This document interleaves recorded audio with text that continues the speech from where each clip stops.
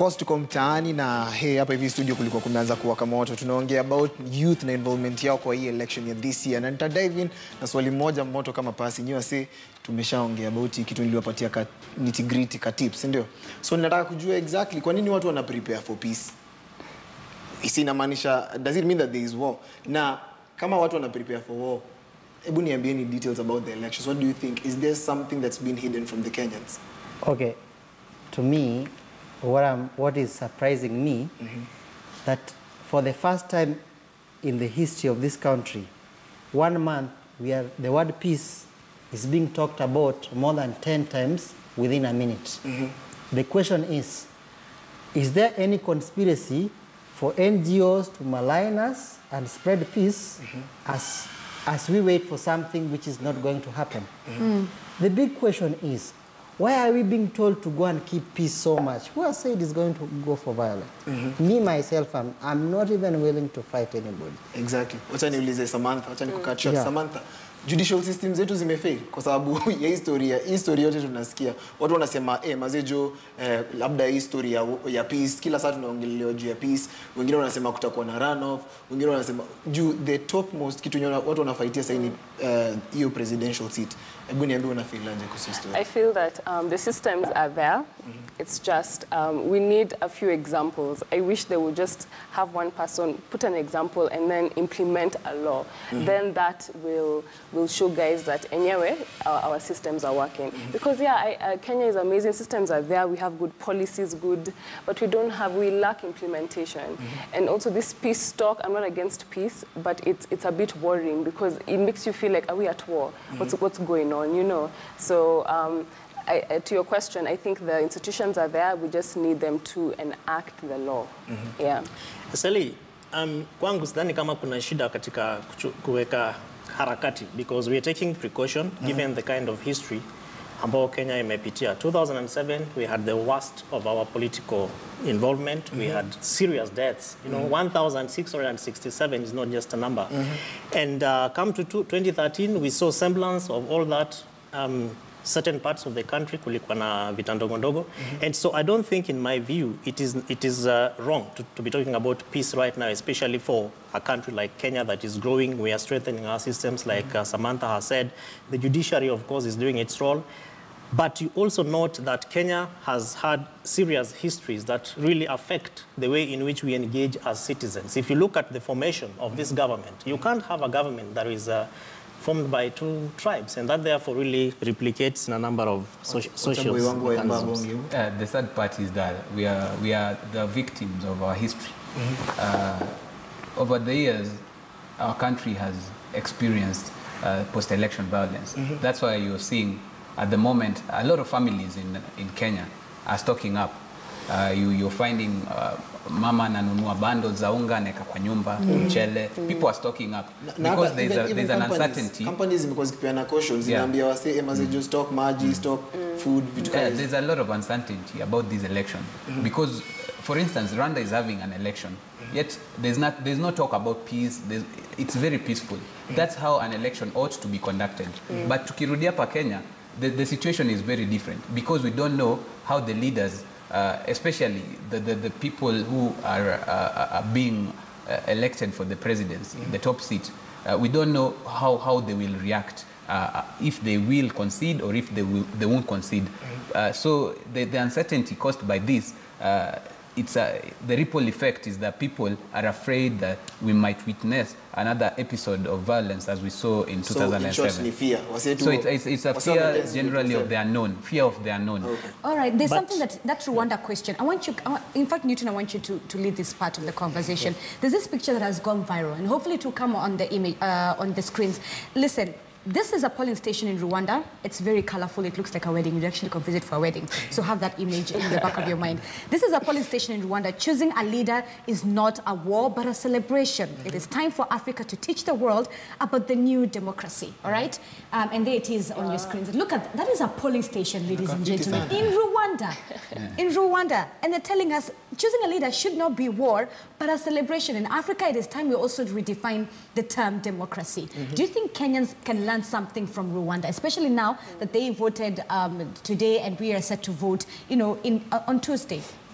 You know, our problem as a country is deconstructionism.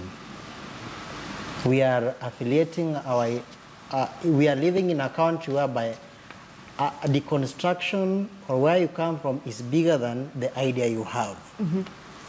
We are living in a country whereby if you come from a bigger tribe or a bigger clan, you feel you have power, sole proprietorship to leadership. Until we do away with that, and we do away with the feeling that dynasties are really something like, because you are so and so, you can lead me. You see, comparative, looking at doing comparative analysis, there's a reason why Rwanda is where they are, and there's a reason why Kenya is stagnant where it is. Very quickly, Kevin, what do you think? Because we need to cross over. Of course, Rwanda's history, Rwanda has all the reasons to go the direction that they are going, you know. And Kenya has all the reasons to learn from Rwanda. In fact, I think there's been another letter, you know, written by Rwanda to Kenya, you know, that has been doing a lot of, that has been doing lots of rounds on social media. And really, Kenyans, for 2017 elections, we have all the reasons to learn the history that Rwanda has gone through, and we have no reason whatsoever to repeat the 2007. And we have no reason whatsoever to give room for the young people of this country to be misused by the politicians. And just to intercept, what is it that we really fear to have a winner in this election? A winner will have to, we will have only one president. Sure. And whether it is going to be Uhuru or Raila, that is the person who we are going to support and work with. And that is why... We're going to come back to this conversation quickly. Mashirima Kapombe, my colleague is standing by in Voi, and you know, we are getting this conversation from across the counties. Mashirima, from you on your end, what is it that you'd like to add on top of this? Because I mean, we've gone to Bomet, a 23-year-old is running. Here, Samantha was facing different challenges. Speak to me, Mashirima. Na mzinzi hapa katika kaunti ya Taita Taveta tunawahusisha wanasiasa wawili ambao wote wanagombea kiti cha ugavana katika kaunti hii, na hao ni Daktari Constantine Mwadime ambaye anawania wadhifa huo kupitia chama cha maendeleo Chapchap, yuko kwa mkono wangu wa kuume. Tuko naye pia mbunge wa Undanyi ambaye ni Thomas Mwadegu ambaye anawania wadhifa wa ugavana kupitia chama cha ODM. Nikianza na wewe Mheshimiwa Mwadegu, wakati ambapo unafanya shughuli zako za kampeni, vijana unawahamasisha kivipi kuhusiana na haki zao za kidemokrasia? Vijana kwa maisha yangu nawahamasisha mambo mengi sana. La kwanza, kuwaweka katika vikundi ili tuweze kuwaelimisha na kuwafahamisha majukumu yetu kama viongozi. Kuwafahamishe gavana anatakiwa kufanya nini, seneta anatakiwa kufanya nini, bunge anatakiwa kufanya nini, MC anatakiwa kufanya nini, ili wakiwa wanafanya maamuzi, wao wanaweza kufanya maamuzi sahihi ambayo wanaweza kuelewa ni vitengo gani ambavyo wanaweza. Hii kidogo inaonekana hatukusikii. Ulikuwa na anza tu tena. Tunaelezwa kuwa nipate kufahamisha wananchi tumewahamasishaje vijana katika shughuli zetu na haki zao za katiba. Wakati huu ambao tunagombea viti tofauti tofauti vya kisiasa, tunahakikisha kuwa vijana tumewafahamisha katiba inasema nini kuhusu majukumu ya governor, majukumu ya senator, majukumu ya women rep, majukumu ya mbunge na majukumu ya MCA, ili wao wana ufahamu wa kutosha. Wakiwa wanapiga kura wakitegemea nini na wakitegemea hawa watu watawafanyia nini, ama watakuwa wanahusika na shughuli gani wakati wao. Naam, Daktari Constantine, Mwadegu anaeleza yale mambo ambayo anafanya kuhakikisha kuwa wananchi haswa vijana wanaelewa haki zao demokrasia. Vijana wamesemekana kuwa ndio idadi kubwa zaidi ya wale ambao watakuwa wanapiga kura kilinganishwa pia na wanawake ambao ni kama voting block kwa upande wake. Kwako wewe, umekuwa ukifanya nini kuhakikisha kuwa vijana hawakutumii wewe vibaya na wewe pia huwatumii vibaya?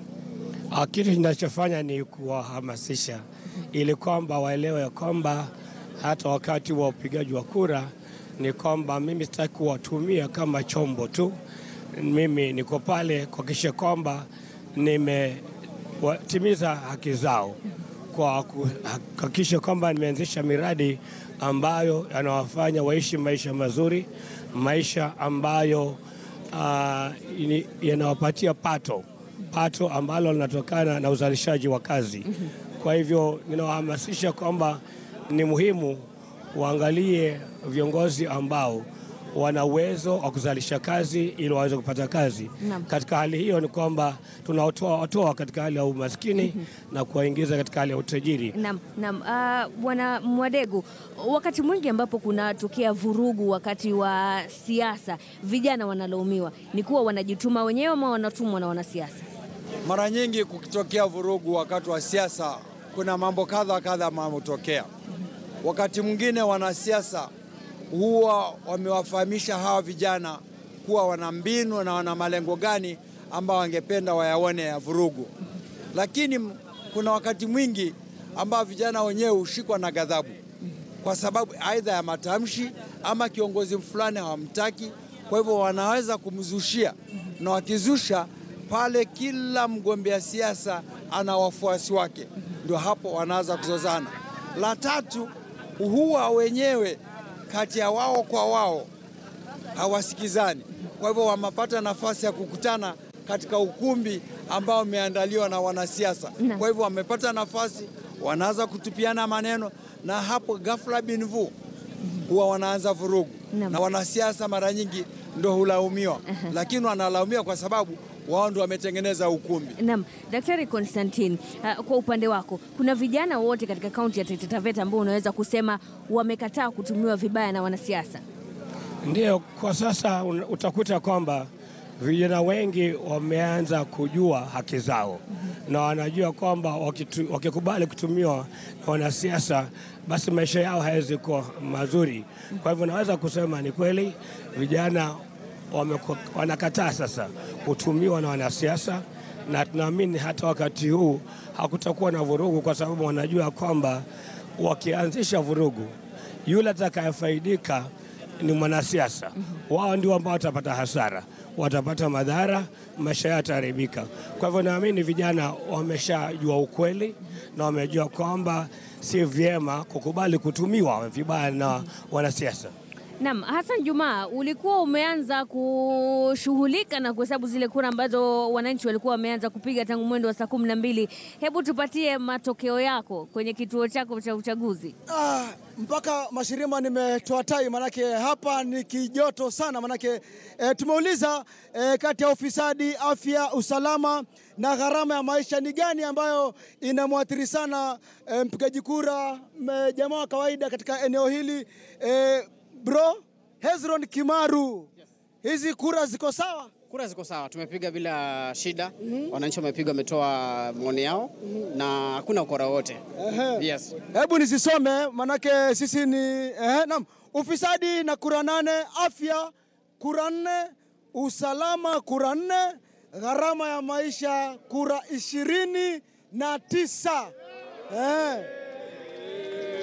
Gharama ya maisha ina kura ngapi? Pengine kauli moja tu kabla ya kumrejesha Mashirima. Mama, kwa nini gharama ya maisha kutoka katika eneo hili ikakuwa na kura nyingi? Kwa nini gharama ya maisha?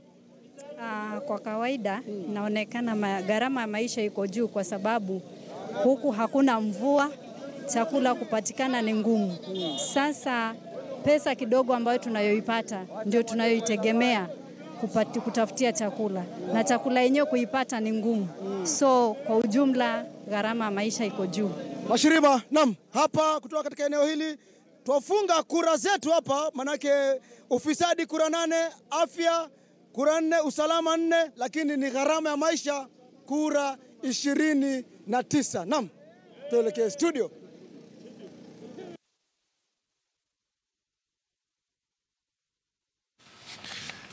Asante sana. Huyo ni Hassan Juma na Mashirima Kapombe. Thank you very much. Tumesikia vile wasee wa Voi wanasema, lakini niko na swali moja hapa hivi ndani ya studio. Mazejo, wasee wanaenda ocha sana mazee. Wanaenda ocha. Do you think wanafia repercussions ama wamechukua kura nyumbani? Hizo ni vitu mbili probably.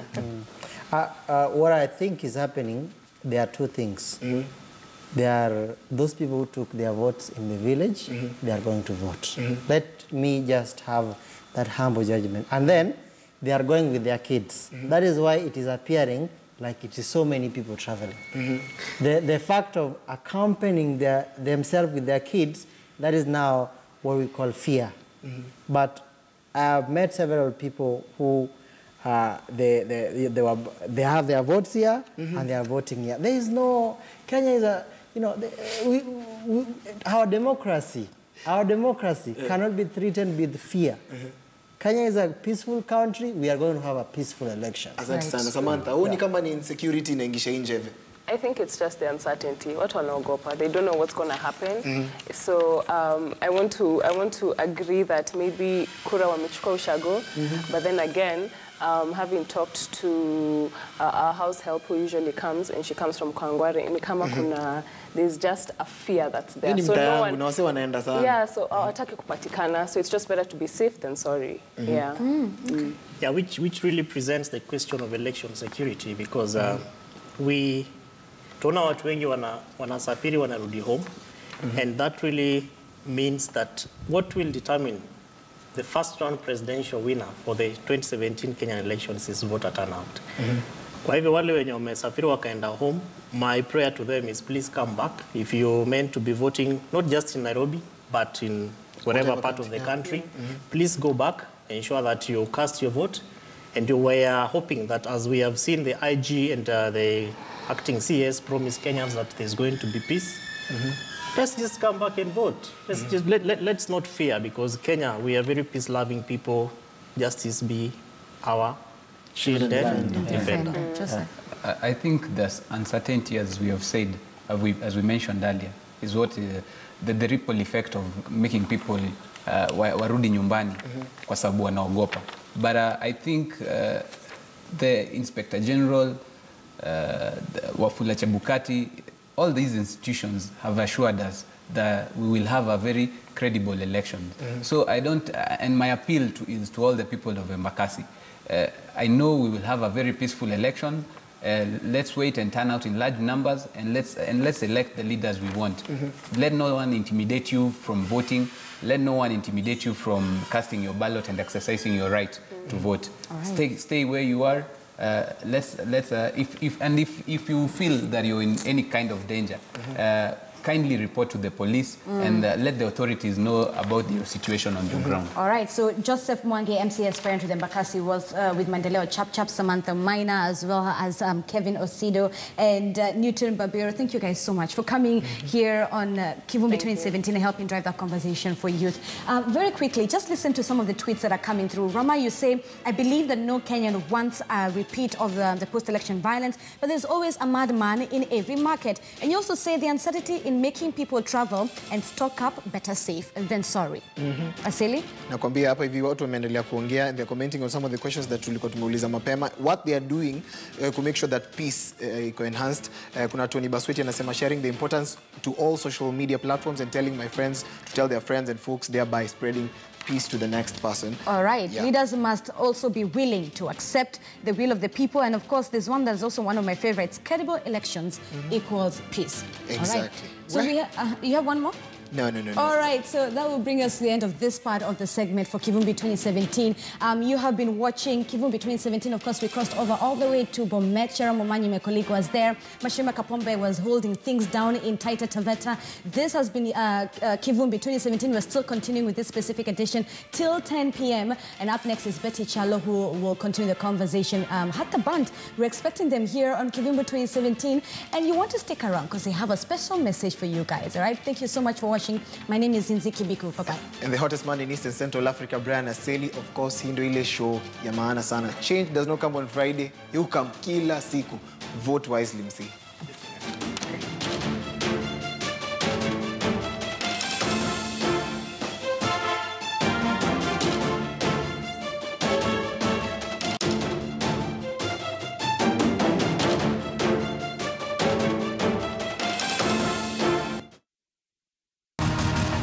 Election coverage starts here.